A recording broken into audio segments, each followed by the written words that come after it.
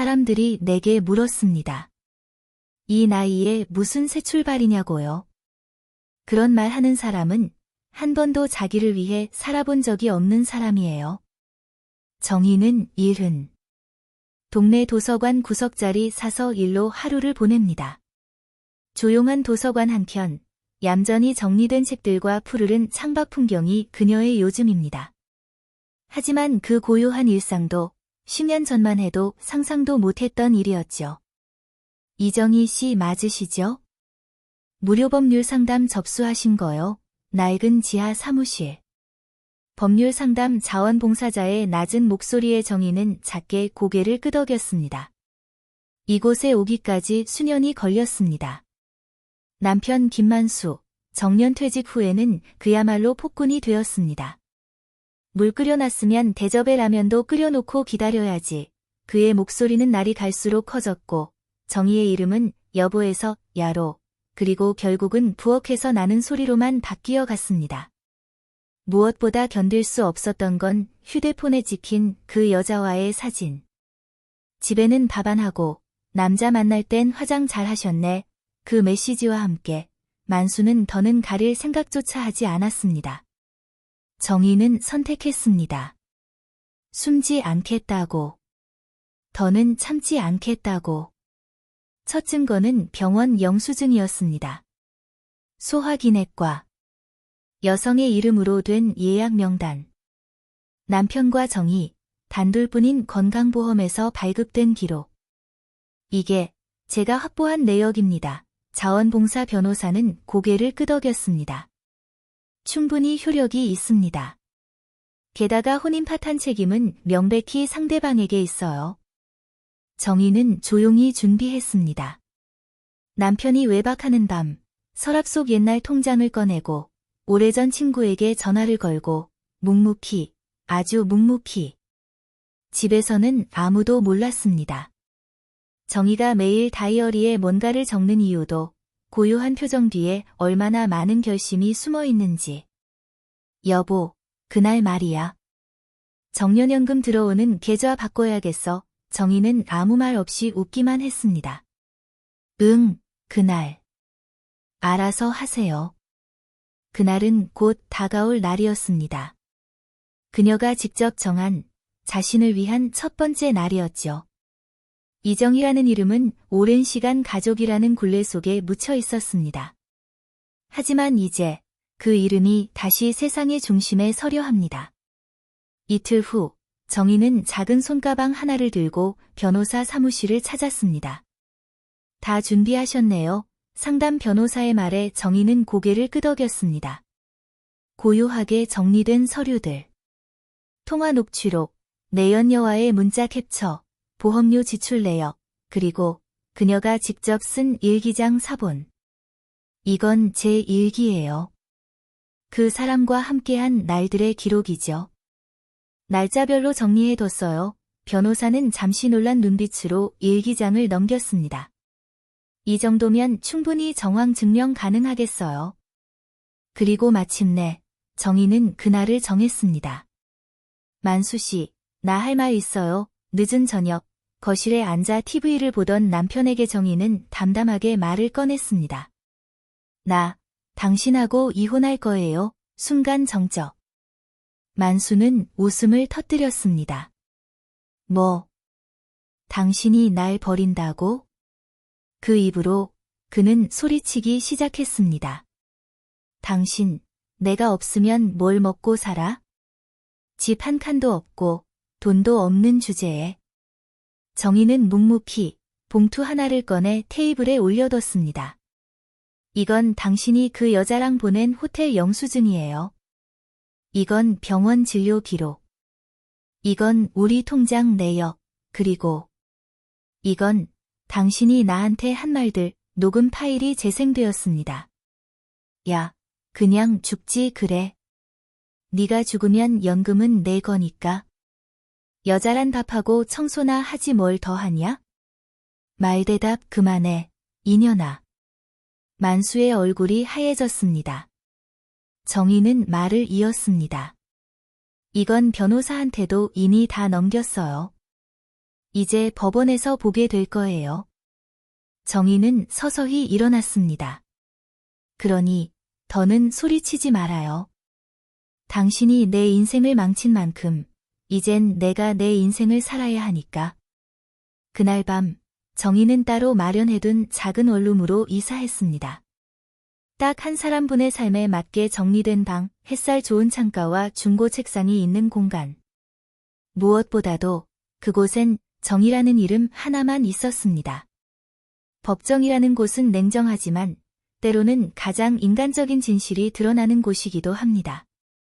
이제 정희는 그 진실을 꺼내 들 차례입니다. 서울가정법원 제5허법정. 정희는 단정한 베이지색 자켓을 입고 증인석에 앉았습니다. 맞은편에는 만수가 있었습니다. 3번의 재판 기일 중 마지막 날, 결정적 증거 제출이 있는 날이기도 했죠. 이정희 원고는 가정폭력 및 부정행위로 이혼을 청구하셨습니다. 이에 대한 증거로는 판사의 낭독 소리와 함께 정희가 제출한 자료들이 법정 화면에 띄워졌습니다. 한 장, 또 한 장. 호텔 체크인 내역, 카카오톡 대화 캡처, 병원 예약 기록, 그리고 녹음 파일. 법정 안은 정적에 휩싸였습니다. 그 여자랑 어차피 결혼할 거니까 너랑은 끝내는 게 낫지. 지금까지 산 것도 고맙게 알아. 그 순간 만수의 얼굴이 일그러졌습니다. 변호사가 항의했지만 정희 측 변호사는 차분히 말했습니다. 녹음은 당사자 간 대화였고 위법한 방법이 아닙니다. 그리고 예상치 못한 반전. 한 가지 더 있습니다. 정희가 직접 말했습니다. 이 증거는 오늘 처음 공개합니다. 정희는 USB 하나를 변호사에게 건넸습니다. 남편이 내 연녀와 통화하는 걸 실수로 제 휴대폰에 녹음된 파일입니다. 그 안에 연금 수령을 위해 이혼을 늦춘다는 대화가 담겨 있어요. 법정 안이 술렁이었습니다. 파일이 재생됐습니다. 여보, 좀만 참아. 그 여자랑 이혼하면 연금 반 뺏긴다니까. 그거 다 받고 나서 정리하지 뭐. 판사는 정적 속에서 한마디 했습니다. 부정행위에 더해 재산 권리 악용까지. 유책 사유가 명백하군요. 그날 재판은 원고 승소로 종결됐습니다. 재산 분할 비율은 정희에게 유리하게, 그리고 위자료 역시 법정 최고에게 가깝게 인정됐습니다.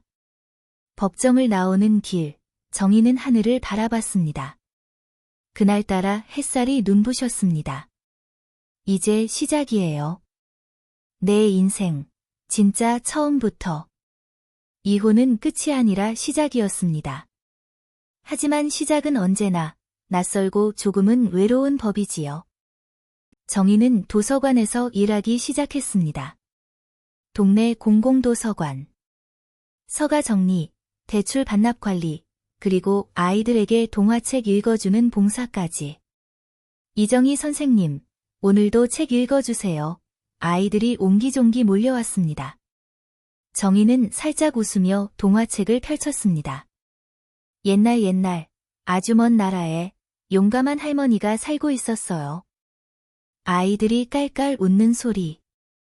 그 소리 속에 정희는 조금씩 자신을 되찾아갔습니다.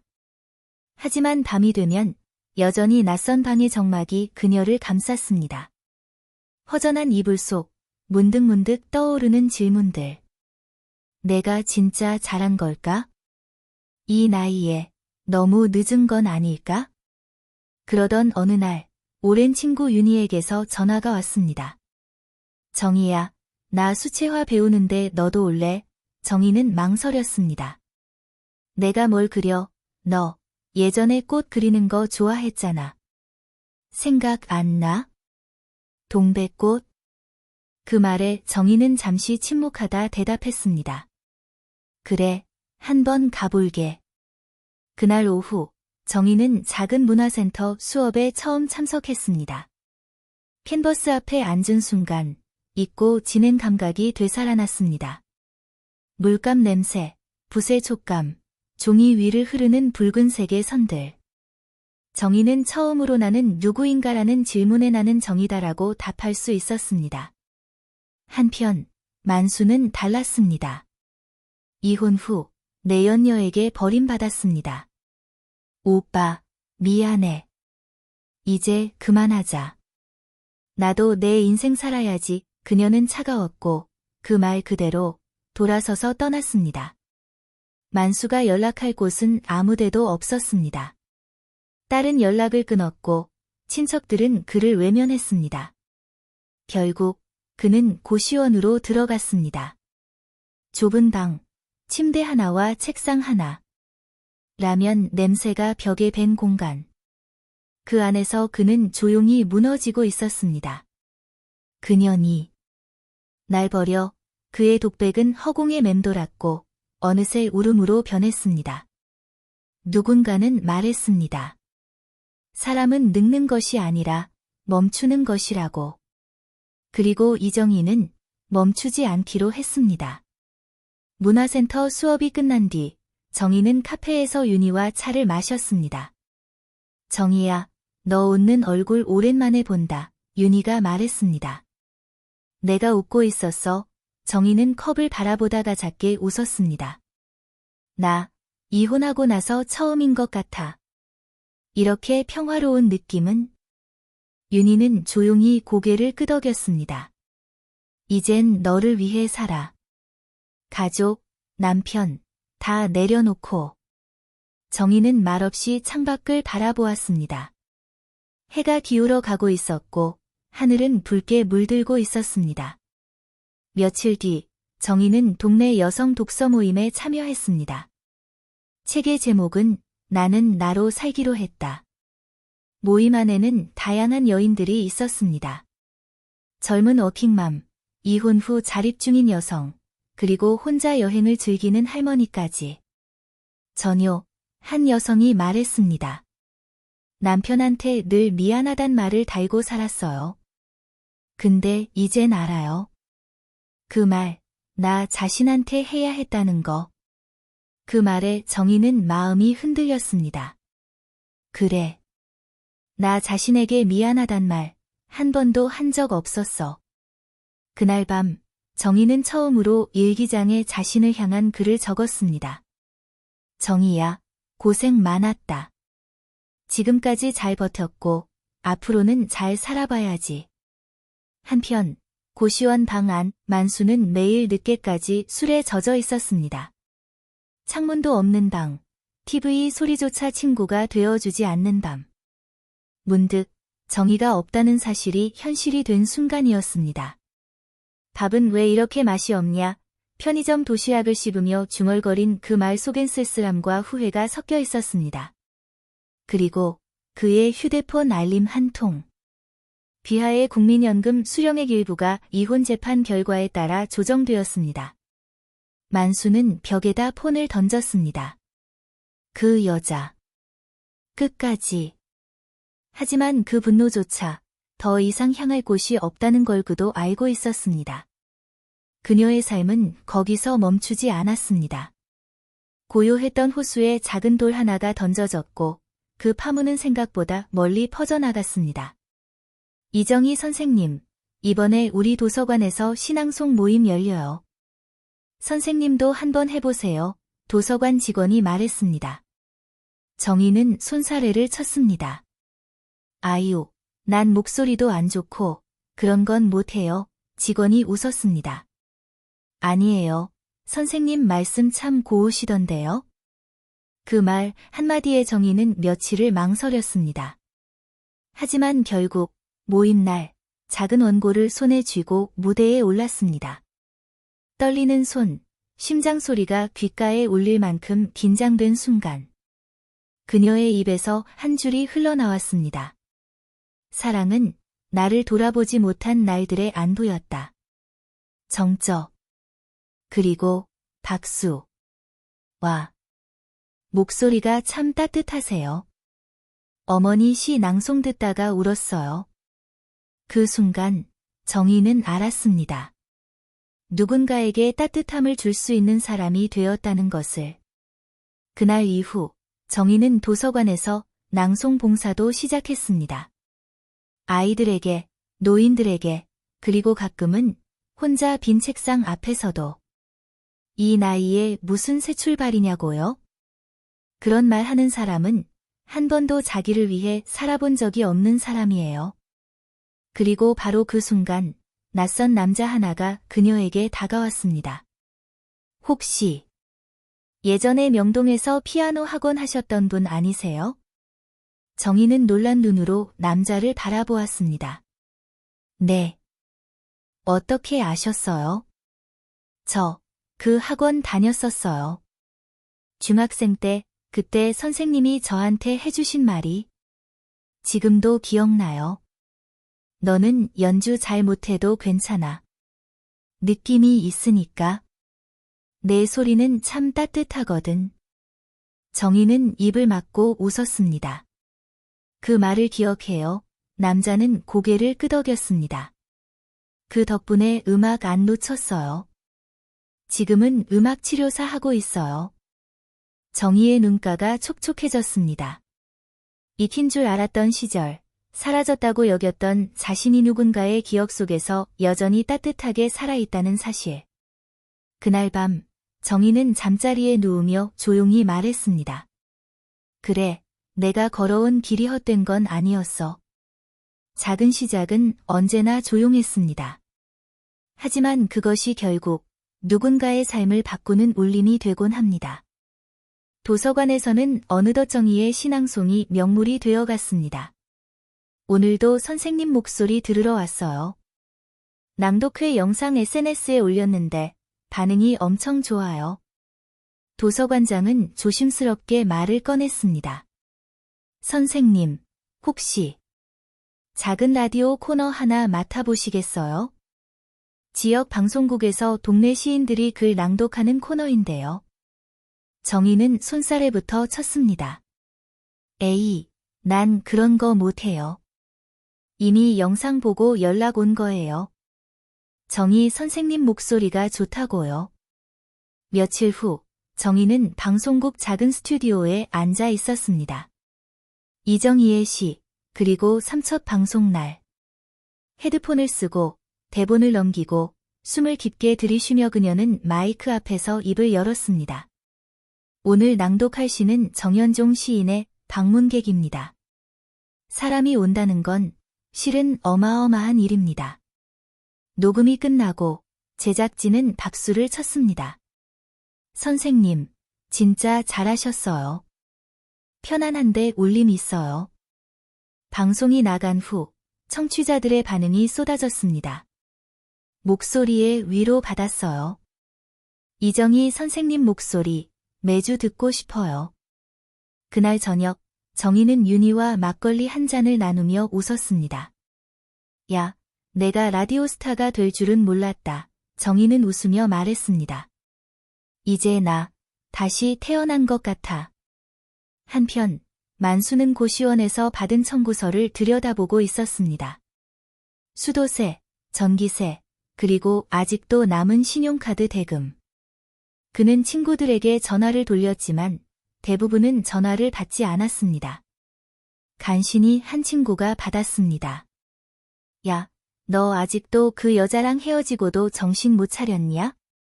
지금 나 좀 도와줘라. 돈 좀 빌려줘. 됐어. 너한테 빌려줬던 것도 아직 못 받았어. 뚝, 전화는 끊겼습니다.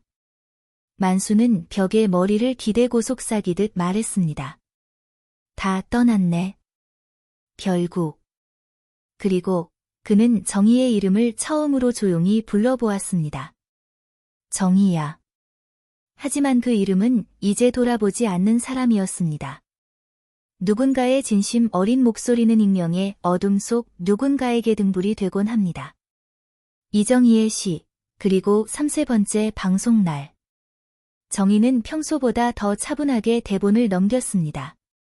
오늘의 시는 그녀가 가장 좋아하는 시였죠.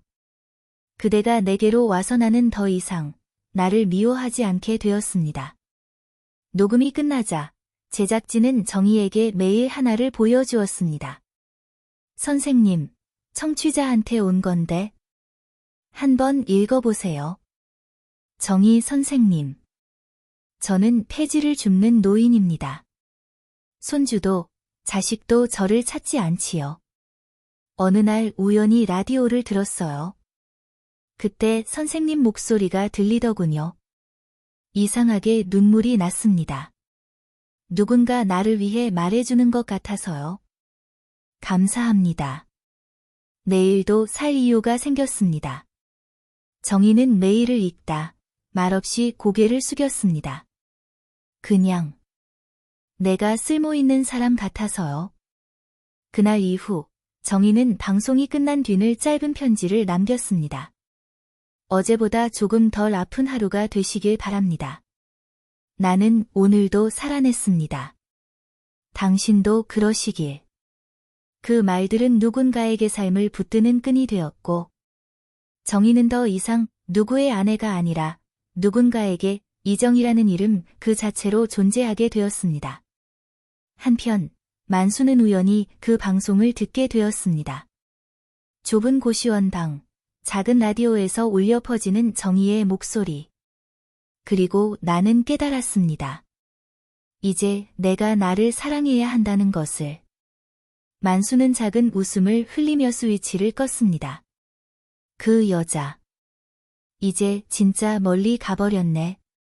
그 말 속에는 분노도, 비난도 이제는 없었습니다.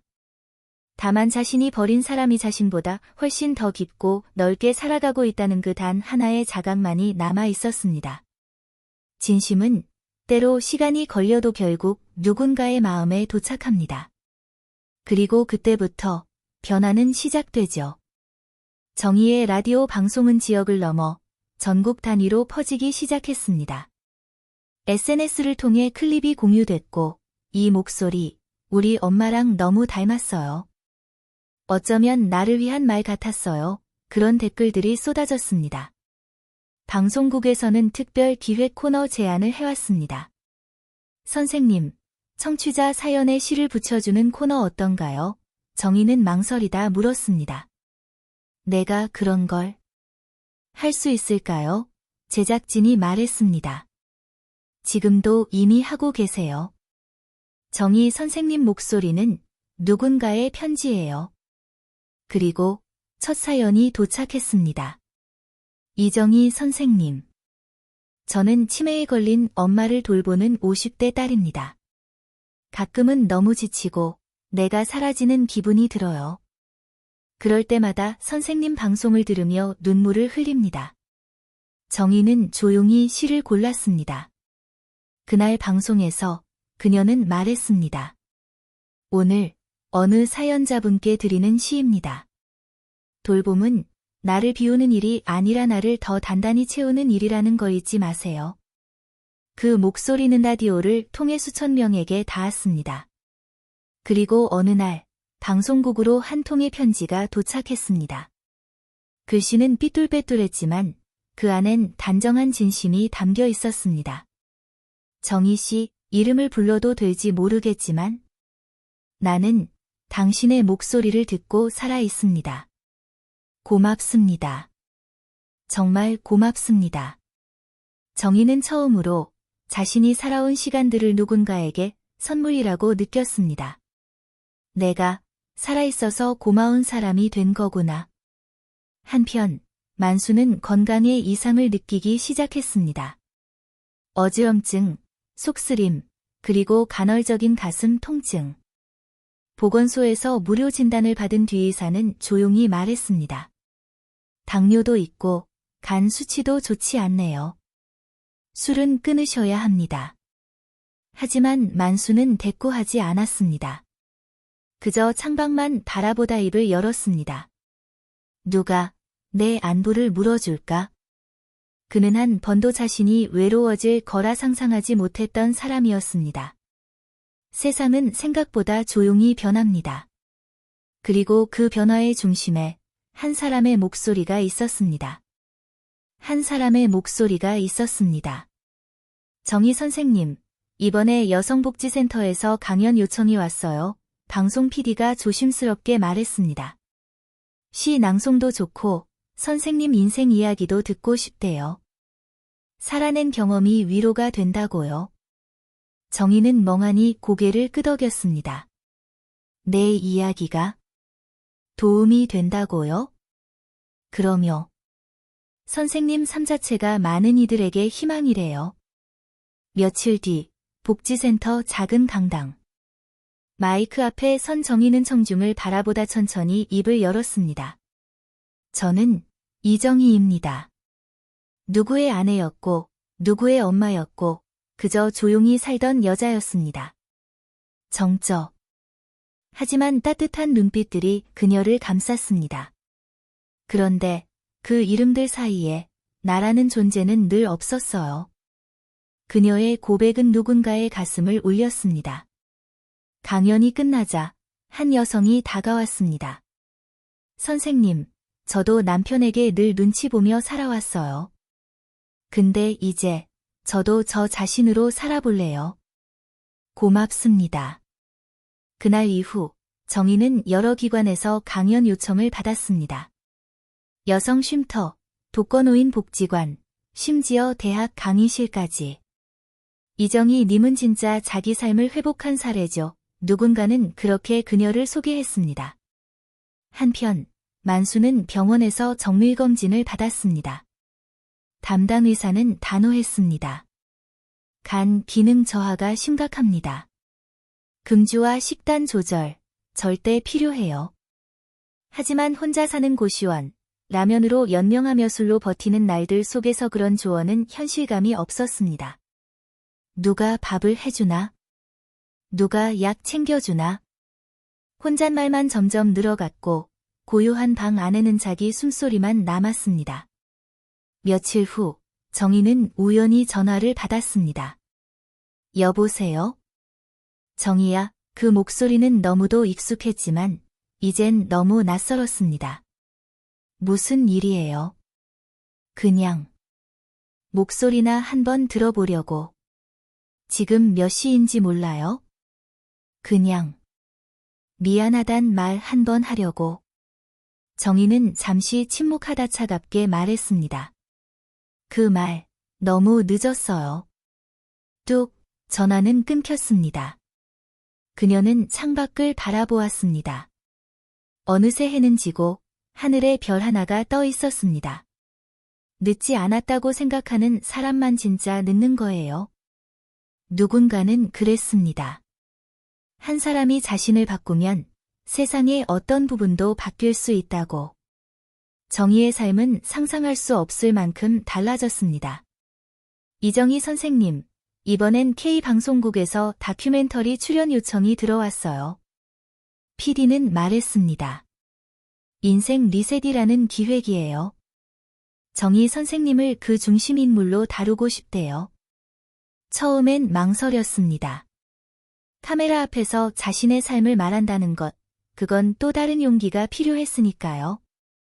하지만 이내 마음을 굳혔습니다. 누군가에게 도움이 된다면? 나도 이제 숨지 않을래요. 촬영은 그녀의 하루를 따라갔습니다. 도서관에서 책을 정리하고, 방송국 녹음실에서 낭독하고, 문화센터에서 시 강의를 하는 일상. 그리고 조용한 인터뷰에서 정희는 말했습니다. 가장 힘들었던 건 내가 누구인지 잊었던 거예요. 다큐가 방송되자 전화, 메시지, 편지가 폭주했습니다. 엄마와 같이 봤어요. 엄마가 울더라고요. 선생님, 제 삶이 바뀌고 있어요. 정희는 더 이상 작은 동네의 할머니가 아니었습니다. 그녀는 이정희 작가로 불리기 시작했습니다. 지역 출판사에서 에세이 출간 제의까지 들어왔습니다. 선생님 방송 원고 모아서 책 내보실래요? 나는 오늘도 살아냈습니다. 이런 제목 어때요? 그 말에 정희는 살짝 웃었습니다. 좋네요. 그 말, 제가 제일 많이 썼던 말이에요. 한편, 만수는 병원에서 퇴원 후 돌아갈 곳을 잃었습니다. 고시원 월세는 밀렸고, 친구는 문을 닫았고, 딸은 전화를 받지 않았습니다. 하루는 정희의 다큐를 고시원 공용 TV로 보게 되었습니다. 화면 속 단정한 정희가 말하고 있었습니다. 이 나이에 무슨 새 출발이냐고요? 그런 말 하는 사람은 한 번도 자기를 위해 살아본 적이 없는 사람이에요. 만수는 라면 컵을 손에 든 체가만이 웃었습니다. 그래. 너는 나보다 훨씬 멀리 갔구나. 그리고 그날 밤 고시원 벽에 기댄 채 혼자 말했습니다. 미안하다, 정희야. 이제 와서 그런 말밖에 못하겠네. 하지만 그 말은 이제 누구에게도 닿지 않는 말이었습니다. 그리란 누군가의 속이 응어리진 말을 대신 말해주는 거죠. 그리고 그 말은 또 다른 이의 마음을 열어줍니다. 에세이 나는 오늘도 살아냈습니다. 출간 첫 주 온라인 서점 1위를 기록했습니다. 서점가 전면 배치, 북토크 문의 쇄도, 인터뷰 요청이 줄을 이었습니다. 출판사는 정희에게 말했습니다. 이정희 작가님, 지금 전국에서 선생님 만나고 싶어 하는 분들이 너무 많아요. 그리고 전국 순회 강연이 시작됐습니다. 광주, 대전, 부산, 창원, 춘천. 정희는 버스를 타고 기차를 타고 그곳마다 사람들 앞에 섰습니다. 선생님, 제 엄마도 선생님처럼 살아오셨어요. 작가님, 저도 30년 만에 이혼했어요. 이 책이 용기를 줬어요. 그 말들 앞에서 정희는 더 이상 눈물 흘리지 않았습니다. 그녀는 자신의 인생을 누군가의 거울로 내놓을 만큼 강해져 있었습니다. 어느 날 청중 중 한 사람이 손을 들었습니다. 선생님, 그렇게 오래 참으신 이유가 뭐였어요? 정희는 조용히 마이크를 들었습니다. 사랑받을 수 있다고 믿었어요. 언젠가는 나도. 근데 이제는 알겠어요. 사랑은 기다리는 게 아니라 자기 자신에게 먼저 주는 거라는 걸. 박수가 터졌습니다. 기립 박수였습니다. 그리고 그 장면은 뉴스에도 실렸습니다.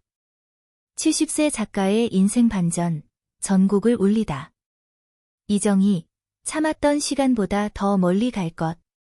한편 만수는 병원 재입원을 앞두고 있었습니다. 체중은 줄었고 정신도 흐릿해졌습니다. 한 간호사가 물었습니다. 보호자 연락처 있으세요? 만수는 고개를 저었습니다. 없어요. 다 떠났죠. 다. 내가 밀어냈죠. 그는 작은 가방 하나를 들고 복지센터 쪽 쉼터 명단에 이름을 올렸습니다. 하지만 거기서도 수많은 노인들 속에 그는 아무 이름도, 아무 관계도 없는 사람으로 남았습니다. 그날 밤, 정희는 인터뷰에서 질문을 받았습니다. 전 남편이 방송을 보고 연락해온 적 있나요? 그녀는 고개를 저었습니다. 연락이 와도 받지 않았을 거예요. 그 사람을 용서하지 않았다는 게 아니라 이제 나는 그 사람을 생각하지 않거든요. 그녀의 표정엔 슬픔도 분노도 없었습니다. 그건 완전히 놓은 사람의 얼굴이었습니다. 한 사람의 목소리는 때로 많은 사람의 마음을 대변하게 됩니다. 그리고 그것이 세상을 조금 바꾸죠. 작가님, 저희가 이번에 캠페인을 기획했어요. 이혼 여성, 고령 여성의 자립을 응원하는 프로젝트인데요. 나에게 말 걸기라는 제목이에요. 방송국 PD가 말했다. 선생님의 이야기에서 영감을 받았어요. 이 프로젝트의 얼굴이 되어주실 수 있나요? 정희는 잠시 침묵하다 고개를 끄덕였습니다. 그 이름, 참 좋네요. 나에게 말 걸기. 그게 제가 가장 늦게 배운 거였거든요. 캠페인이 시작되자 수많은 여성들이 자신의 이야기를 공유하기 시작했습니다. 이정희 작가님 덕분에 저도 제 이름을 되찾았어요. 이혼이 실패가 아니란 걸 처음 알았어요. 정희는 각 지역을 돌며 강연하고 공공기관과의 협업 프로젝트에 참여했습니다. 자립교육, 상담 지원, 시 창작 워크숍까지. 그녀는 이제 한 사람의 치유자에서 사회적 변화를 이끄는 목소리로 자리 잡았습니다. 한 언론은 썼습니다. 이정희, 늦게 피어난 목소리 그 울림이 전국을 움직인다. 어느 날, 정희는 라디오 마무리 멘트에서 작은 편지를 읽었습니다. 오늘은 나를 오래도록 사랑하지 못했던 한 여자에게 보내는 편지입니다. 정희야, 내가 울지 않았던 날들보다 울지 못했던 날들이 더 많았지. 이제는 울어도 괜찮아. 웃어도 괜찮고 무엇보다 너로 살아도 괜찮아. 너는 잘 견뎠고 더 멀리 갈 거야. 너는 너를 구했어. 방송 후 문자가 쏟아졌습니다. 이 멘트 녹음해서 매일 들을 거예요. 이 말이 나한테 하는 말 같아서 울었어요. 그날 이후 정희의 편지는 고정 코너가 되었습니다. 한편 쉼터에 머물던 만수는 건강이 악화되며 요양시설로 옮겨졌습니다. 외래 진료 때 의사가 물었습니다.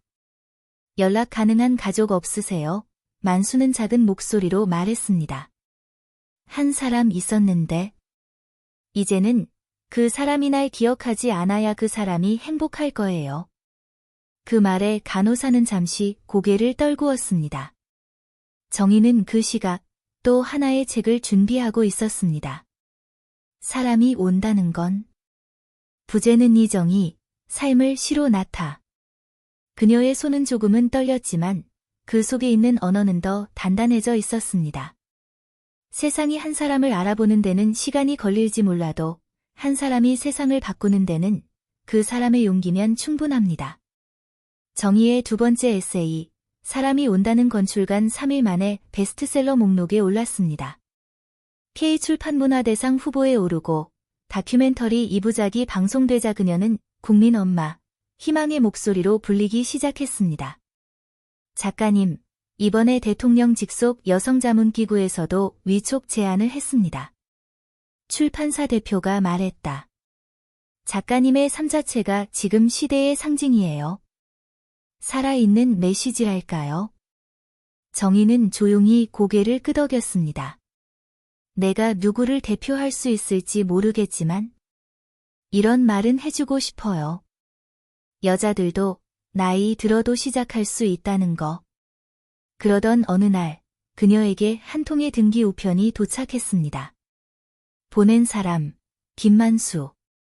정희는 한참을 봉투를 들여다보다 조심스레 개봉했습니다. 그 안엔 손글씨로 가득한 편지가 들어 있었습니다. 별표, 정희야. 이제 와서 무슨 낯짝으로 편지를 쓰냐고 하겠지. 맞아. 나도 내가 한 짓들, 말들 다 부끄러워. 근데 말이야, 이제야 알겠더라. 그때 당신이 얼마나 큰 존재였는지. 나를 챙겨주고, 나를 믿고, 나를 견뎌준 사람이라는 걸. 병원에서 지내면서 시간만 쌓이더라. 그 시간 안에서 내가 버린 사람들의 이름만 떠올랐어. 그래서 이 편지, 당신이 안 봐도 상관없고, 답장 안 해도 좋아. 그냥, 미안했다. 그리고, 고마웠다. 만수, 별표. 정희는 한참을 조용히 그 편지를 바라보다 창문을 열었습니다. 찬 공기가 들어오고 그녀는 창틀 위에 편지를 올려두었습니다. 그 사람도 드디어 자기 자신한테 말 걸기 시작했구나. 그리고 편지 위에 작은 동백꽃을 하나 얹었습니다. 한편 만수는 병원 복도에 앉아 손에 남은 편지 복사본을 쥐고 있었습니다. 보내졌을까? 도착했을까? 누가 대답해주지 않아도 그는 마치 기도하듯 중얼거렸습니다. 그 사람은 내가 준 상처보다 훨씬 멀리 갔을 거야. 그리고 입술로 작게 한마디 했습니다. 살아서 고마워, 정희야. 한 사람이 겪어낸 시간은 누군가에겐 단지 지나간 날들이겠지만 그걸 꺼내 말할 수 있는 사람은 세상을 조금 바꿀 수 있습니다. 이정희 작가님, 이번에 UN 여성권익 포럼에서 기조 강연 요청이 왔어요. 출판사 대표가 숨을 고르며 말했다. 아시아 고령 여성의 자립 사례로 작가님 이야기를 다뤘대요. 정희는 잠시 말이 없었습니다. 내가 외국 무대에서 말을 해도 괜찮을까? 대표는 미소 지었습니다. 작가님은 이제 국경을 넘어선 목소리예요. 그리고 그해 가을. 정희는 뉴욕 UN 본부에 섰습니다. 단정한 한복 차림, 떨리는 손끝, 하지만 눈빛은 단단했습니다. I am 용희. For a long time, I was someone's wife, someone's mother, but never truly me. 순간, 장내는 고요해졌습니다. Now I stand here, not because I am special, but because I decided to stop being invisible. 영어로 말하는 그녀의 목소리는 작았지만 또렷했고, 침착했지만 울림이 있었습니다. Please, tell your name to yourself. Say it, and live as her. 기립박수. 국제회의장에서 울려 퍼지는 박수 속에서 정희는 그토록 길게 눌러왔던 무게를 조금은 내려놓을 수 있었습니다. 한편 만수는 병원 침대에 누워 작은 라디오를 듣고 있었습니다. 정희 이 작가님이 UN에서 자기 이름으로 살아가기라는 메시지를 전했다고 합니다. 방송 리포터의 목소리. 만수는 눈을 감았습니다. 그 사람, 정말 멀리 갔네. 그리고 자신이 손에 쥔 마지막 공책을 꺼냈습니다. 그 안엔 조용히 써내려간 고백들이 있었습니다. 나는 여전히 누군가의 그림자에서 벗어나지 못했지만 그 사람은 나 없이도 햇빛 아래 서게 되었다. 병원 간호사가 들어왔습니다. 김만수 씨, 식사 시간이세요. 그는 고개를 저으며 말했습니다. 오늘은 그냥 좀 누워 있을게요. 그 말엔 어느 때보다 조용한 체념이 묻어 있었습니다. 그의 곁엔 이제 아무도 없었고 그의 이름을 부를 사람도 없었습니다. 그리고 그가 마지막으로 쓴 글고 한 줄. 그 사람을 망가뜨린 날보다 그 사람이 빛나기 시작한 날이 더 오래 기억되길. 사람이 사람을 살게 하는 말, 그 말이 울려 퍼질 때 우리는 함께 살아가는 이유를 찾게 됩니다. 귀국 후 정희는 대형 출판사와 함께 정희 2부 콘서트 전국 투어를 시작했습니다. 첫 무대는 서울 올림픽홀.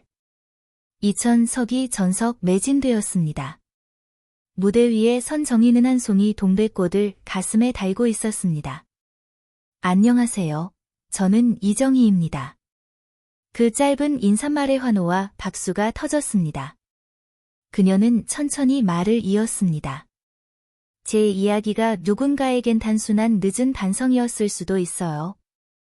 하지만 저는 늦었어도 괜찮다고 말하고 싶었습니다. 그리고 그녀는 준비해온 마지막 시를 읽었습니다. 나는 이제 누구의 아내도 누구의 엄마도 아닌 그저 나로 살아갑니다. 그리고 그 삶은 생각보다 꽤 따뜻합니다. 콘서트가 끝난 후 청중들은 무대 아래로 편지를 남겼습니다. 작가님 덕분에 이혼을 결심했어요. 고맙습니다. 엄마와 같이 왔습니다. 엄마가 처음으로 울었습니다. 정희는 무대 뒤에서 그 편지들을 하나하나 껴안으며 작은 미소를 지었습니다. 그날 밤 정희는 호텔방 창가에 앉아 마지막 라디오 방송 원고를 써내려갔습니다. 사람이 온다는 건 실은 어마어마한 일입니다. 그 사람이 지나온 날들과 그 사람이 살아갈 미래가 당신 곁을 잠시 스쳐간다는 것, 이제 저는 저 자신에게도 그렇게 머물기로 했습니다. 한편 만수는 병원에서 생을 마감하기 전 담당 간호사에게 부탁했습니다. 제 탁상 서랍에 공책 하나 있습니다. 그걸 그 사람한테 전해줄 수 있을까요? 간호사는 조용히 고개를 끄덕였습니다. 며칠 뒤 정희는 한 묶음의 원고를 받았습니다. 봉투 위엔 그 사람에게 늦었지만 진심으로라는 글씨가 적혀 있었습니다. 정희는 아무 말 없이 그 공책을 들고 햇살 좋은 창가에 앉았습니다. 그리고 오랜 시간 침묵 끝에 이름을 불렀습니다. 만수씨. 그 이름은 이제 그녀를 붙잡지도 묶어두지도 않았습니다. 그저 한 시대의 문장을 닫는 마지막 마침표 같은 이름이었습니다. 이야기에는 끝이 있지만 그 이야기를 들은 사람들의 삶은 계속됩니다. 정희는 마지막 라디오 방송을 준비하고 있었습니다. 선생님, 오늘이 마지막 생방송이에요. 진짜 많은 분들이 기다리고 있어요. 스튜디오 안, 제작진 모두가 긴장한 표정이었습니다. 정희는 조용히 마이크 앞에 앉았습니다. 안녕하세요. 이정희의 시, 그리고 삼오늘이 마지막 인사입니다. 그녀는 한참 말을 멈추고 숨을 깊게 들이켰습니다. 저는 살면서 수많은 단어들을 품었지만 그 중에 가장 어렵게 배운 말은 나였어요. 라디오를 듣는 수많은 청취자들이 말없이 귀를 기울였습니다. 나는 늦게 말하기 시작했지만 그 침묵의 시간도 저를 만든 시간이었습니다. 그녀는 마지막으로 고백하듯 말했습니다. 그리고 오늘 그 모든 시간을 끌어안고 저 자신에게 이렇게 말하고 싶어요. 정희야, 정말 잘 살았다. 그 순간 전화 연결이 들어왔습니다. 여보세요? 작가님, 그동안 너무 고마웠어요. 이 방송 들으며 이혼했어요. 지금은 아이들이랑 매일 웃고 살아요. 또 한 사람. 작가님, 저 암 투병 중이에요. 근데 작가님 목소리 덕분에 버텼어요. 진심으로 감사해요. 정희는 끝내 울음을 터뜨렸습니다. 제가 더 고마워요. 그렇게 제 목소리를 들어주셔서요. 그날 방송 말미, 정희는 편지 한 장을 꺼냈습니다. 누군가의 인생에 잠시 머물렀던 한 목소리로서 저는 행복했습니다. 이제는 각자의 자리에서 자기 이름을 부르며 살아가시길 바랍니다. 방송이 끝나자 샵사인 이정희 고마웠어요 해시태그가 실시간 1위에 올랐고 수천 개의 댓글이 달렸습니다. 그날 밤 정희는 만수가 남긴 공책을 펴들었습니다. 그 마지막 페이지엔 이런 글귀가 적혀 있었습니다. 정희야, 너는 나 없이도 빛날 사람이었어. 나는 너무 늦게 알았지만 그걸 안 것만으로도 고맙다고 말하고 싶었어. 정희는 책상 앞에 앉아 작은 동백꽃을 꽂은 유리병 옆에 그 공책을 조용히 올려두었습니다. 그리고 조용히 말했습니다. 잘 가요. 이제야 당신도 당신 자신으로 살 수 있기를. 어떤 인생도 자신의 이름으로 끝날 수 있다면 그건 분명 잘 살아낸 삶입니다. 라디오 방송 이후 정희는 다시 도서관으로 돌아갔습니다. 새로 시작한 이른 청소년 대상 글쓰기 멘토링. 작가님, 이 제목 어때요? 나는 나로 살기로 했다. 정희는 고개를 끄덕이며 웃었습니다. 참 좋은 말이네. 그걸로 하자.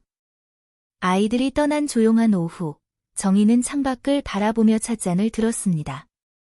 햇살 속에서 먼지들이 부유하고 그 속에 담긴 세월이 조용히 웃고 있었습니다.